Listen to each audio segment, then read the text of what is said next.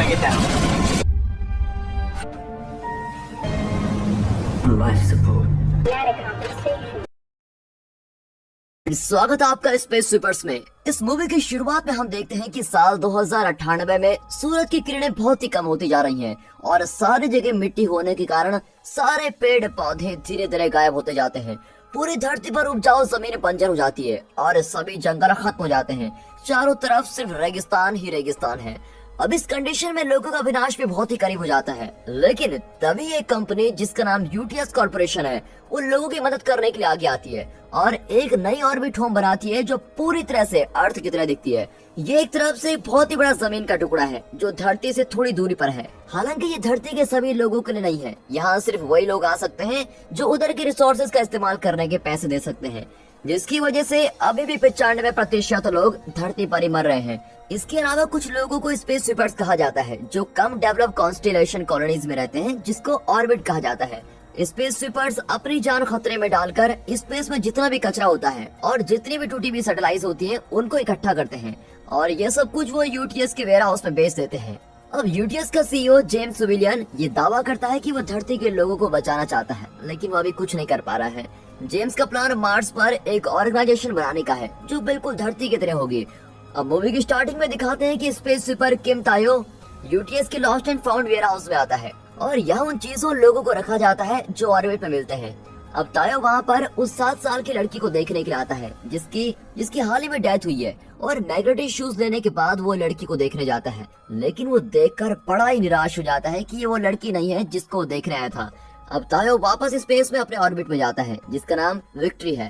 तायो के ग्रुप में farmer drug dealer है जिसका नाम टाइगर पार्क है और एंड्रॉइड भी है जिसको बर्ड्स कहते हैं और इसको कैप्टन जैंग लीड करता है। सारे क्रू मेंबर विक्ट्री शिप में जाकर उड़ जाते हैं ताकि वो टूटे हुए स्पेसशिप को पकड़ सकें जो स्पेस में उड़ रहा है, लेकिन इनका विक्ट्री शिप उसको पकड़ने में लेट हो जाता है और दूसरे स्पेस स्वीपर्स उनको अपने लिए लेके जाते हैं। लेकिन जैंग की कैप्टनशिप के अंडर क्रू बड़े आराम से उस स्पेसशिप को पकड़ लेते हैं और क्रू शिप को वेस्ट मैनेजमेंट में लेके आते हैं और देखते हैं कि उस शिप का जितना डैमेज हुआ है वो पूरे शिप से भी महंगा है।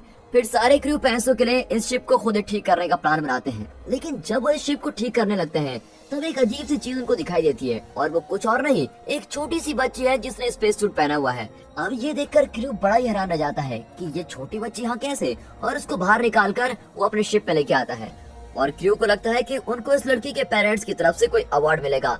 फिर काफी सोच समझ कर वो प्लान करते हैं, लेकिन टीवी पर लड़की की फोटो दिखाई देती है और कहा जाता है कि ये लड़की एक एंड्रॉइड है जिसका नाम डोरोथी है, जिसको ब्लैक फॉक्स ने एक बड़ी तबाही के लिए बनाया है। अब ये सुनने के बाद ग्रुप थोड़ा दूर चला जाता है, लेकिन वो उस लड़की के बारे में छोटी से छोटी चीज भी जानना चाहते हैं। अब तायो देखता है कि डोरोथी के फोन पर ह्यूआन वो कैंग की कॉल आती है और तायो पहचान लेता है कि ये आदमी यूटीएस का एम्प्लॉय और एक डॉक्टर है। तायो कैंग को कॉल करता है और डोरोथी को वापस करने के लिए $2 मिलियन की डिमांड करता है और फिर कैंग उस डील को मान जाता है और पूरा ग्रुप खुश हो जाता है कि अब पैसे मिलेंगे। फिर वो लोग 32 कमर्शियल डिस्ट्रिक्ट में मिलने का डिसाइड करते हैं। हालांकि दोनों ग्रुप्स को पता नहीं होता कि सीईओ जेम्स उनकी सारी बातें सुन रहा है और जेम्स को भी डोरोथी चाहिए क्योंकि उसे लगता है कि डोरोथी उसके प्लान को पूरा करने में उसकी हेल्प करेगी। अब इसके बाद जेम्स अपने कुछ आदमियों को डोरोथी को लाने के लिए भेजता है। इसी दौरान हम देखते हैं कि तायो और क्रू डॉक्टर कैंग को मिलते हैं और लड़की को देने लगते हैं, लेकिन वो देखते हैं कि लड़की वहाँ से गायब हो गई है। अब डोरोथी एक क्लब में होती है, वहाँ पर सारे लोग उसको पहचान लेते हैं और वो डर डर कर इधर उधर जाने लगती है और वैसे ही डॉक्टर कैंग डोरोथी को देख लेता है, लेकिन लोगों की भीड़ उसे पीछे को धक्के देती है और जेम्स के लोग भी वहीं पर होते हैं और वो लोग तायो पर फिर फायर करने लगते हैं। लेकिन डोरोथी अपने सुपर पावर से तायो के पास एक प्रोटेक्टिंग शील्ड बना देती है, जबकि क्रू डोरोथी को गायब करके अपने शिप में लेके जाते हैं। अब सब यही सोच रहे होते हैं कि लड़की के साथ करना क्या है।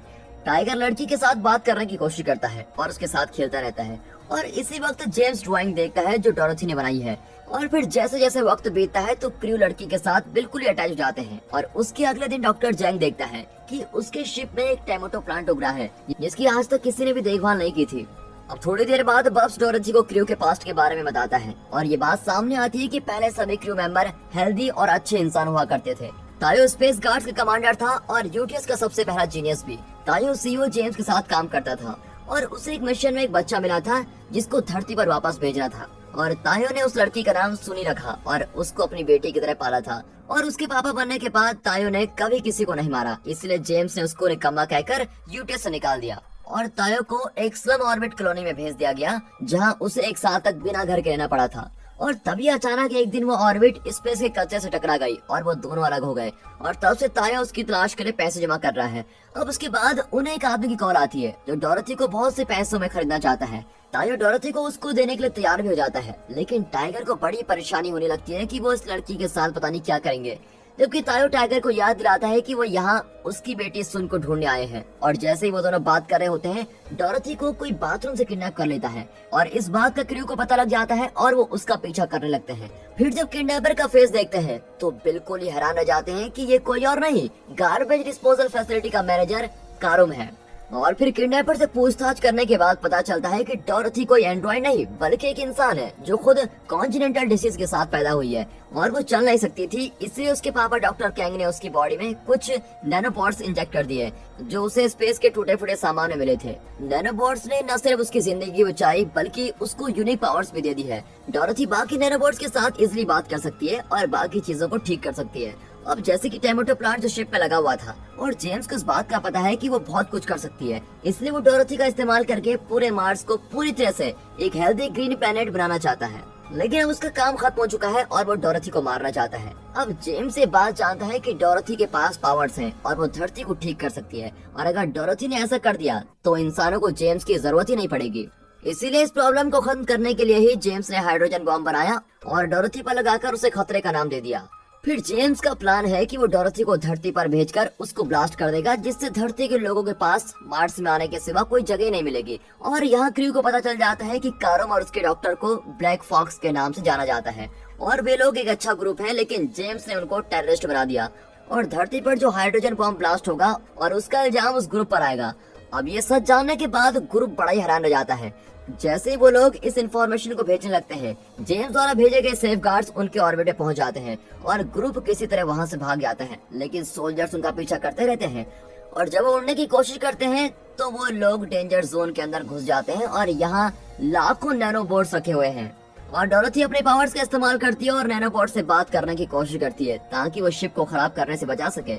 हालांकि वैसे ही डोरथी बेहोश हो जाती है और टाइगर डोरथी को सीपीआर देता है और फिर आखिरकार डोरथी होश में आ जाती है और पूरे क्रू को शांति मिलती है कि चलो अब हम बच सकते हैं और वो सभी खुशी से हंसने लगते हैं। और उसके बाद क्रू ब्लैक फॉक्स ग्रुप से बात करता है और डोरथी को उसके पापा डॉक्टर कैंग से मिलने का प्लान बनाता है। वे दोनों शिप्स मिलती हैं और आखिरकार डोरथी अपने पापा से मिल जाती है। अब सभी लोग उन दोनों को गले रखते हुए देखकर बहुत ही खुश होते हैं, लेकिन यह खुशी ज्यादा देर तक नहीं रहती क्योंकि स्पेस गार्ड्स उन पर अटैक कर देते हैं। वो अंदर घुसते हैं और कैंग और ब्लैक फॉक्स ग्रुप को मार डालते हैं। जेम्स भी वहाँ होता है। वो ताई और क्रू को $4 मिलियन देता है क्योंकि उन्होंने लड़की की देखभाल की थी और वो डोरथी को साथ लेकर चले जाते हैं। फिर जेम्स अपने आदमियों को विक्ट्री शिप और क्रू के ऊपर नजर रखने के लिए कहता है कि उन पर ध्यान रखना, कहीं वो कुछ और न कर बैठे। और जब सारे लोग वहाँ से चले जाते हैं तो टाइगर क्रू को कहता है कि उन्हें डोरथी को बचाना ही पड़ेगा, लेकिन तायो को तो पैसों की जरूरत थी ताकि वो अपनी बेटी को बचा सके। अब उन लोगों के बीच में लड़ाई हो जाती है, लेकिन तब कैप्टन जैंग कहता है कि प्लीज मेरी बेटी को बचा लो। और फिर क्रू के बाकी मेंबर्स डोरथी को ढूंढने जाते हैं। क्रू अपने मिशन के लिए तैयार होता है जबकि तायो को सुनी की याद आ रही होती है, लेकिन क्रू की खुशी के लिए वो भी डोरथी को ढूंढने के लिए मिशन में शामिल हो जाते हैं। अब सारे अपने अपने पोजीशन लेते हैं और मिशन के लिए तैयार होते हैं। क्रू अपनी सारी स्किल्स और प्लान के साथ सेफ गार्ड्स की फायरिंग से बच जाते हैं और फिर क्रू सभी सेफ गार्ड से बचकर उस जगह पहुंच जाते हैं जहां डोरथी को रखा हुआ है। वो देखते हैं कि डोरथी काफी डरी हुई है और उसे हाइड्रोजन बॉम्ब से कुर्सी के साथ बांधा हुआ है। अब कैप्टन जैंग बताते हैं कि बॉम्ब 5000 किलोमीटर की रेडियस में सब कुछ तबाह कर देगा, उन्हें यहाँ से जितनी जल्दी हो सके उतनी जल्दी निकलना चाहिए। लेकिन क्रू को एहसास होता है कि ये बॉम्ब धरती के लाखों लोगों को मार देगा और ये लोग नहीं चाहते कि लोग मरे, इसलिए वो साथ वाले सभी स्पेस सुपर्स को हेल्प करने के लिए कहते हैं ताकि वो बाहर खड़े सेफ गार्ड से बच निकले। फिर वो किसी तरह उस जगह से बाहर निकल जाते हैं और काफी दूर उड़ जाते हैं। स्पेस सुपर्स और स्पेस गार्ड्स के बीच में लड़ाई शुरू हो जाती है और सेफ गार्ड्स जल्दी हार जाते हैं। बस एक ही सेफ गार्ड बचा हुआ होता है जो जेम्स खुद है। कैप्टन जैंग किसी तरह जेम्स के सारे कारनामों को दुनिया के सामने ब्रॉडकास्ट कर देता है और अब दुनिया के सारे लोग जानते हैं कि जेम्स ही धरती की तबाही के पीछे सबसे बड़ा कारण है। विक्ट्री शिप आखिरकार वहां से 5000 किलोमीटर से दूर चला जाता है और वैसे जेम्स की शिप विक्ट्री शिप के पास पहुंच जाती है और जेम्स को लगता है कि उसके अंदर डोरथी होगी, लेकिन जेम्स हाइड्रोजन बॉम्ब देखकर बिल्कुल ही हैरान रह जाता है और ये बात सामने आती है कि क्रू ने हाइड्रोजन बॉम्ब को अपने शिप में रखा था और डोरथी को दूसरे स्पेस शिपर्स के साथ भेज दिया होता है। और क्रू धरती को बचाने के लिए खुद की जान देने के लिए भी तैयार हो जाता है। अब आखिरकार बम ब्लास्ट होता है और जेम्स और विक्ट्री शिप खत्म हो जाती है और बाकी लोगों की जान बचा लेते हैं। अब जैसे ही ब्लास्ट का धुआं खत्म होता है और फिर हम देखते हैं कि विक्ट्री शिप नैनोबोट्स की वजह से बच जाती है और ये सब डोरथी की वजह से हुआ है। सारे क्रू मेंबर्स डोरथी से बहुत ही खुश होते हैं। अब थोड़े समय बाद धरती फिर से ठीक होने लगती है और फिर से चारों तरफ हरियाली दिखने लगती है और फिर डोरथी तायो की मदद उसकी बेटी से मिलने में करती है और फिर ग्रुप अपने जॉब स्पेस स्वीपर्स पर वापस जाते हैं और अब उनके पास बहुत ही ज्यादा पैसे हैं और डोरथी भी उनकी टीम में शामिल होती है। और दोस्तों यहाँ पर यह खूबसूरत मूवी खत्म होती है।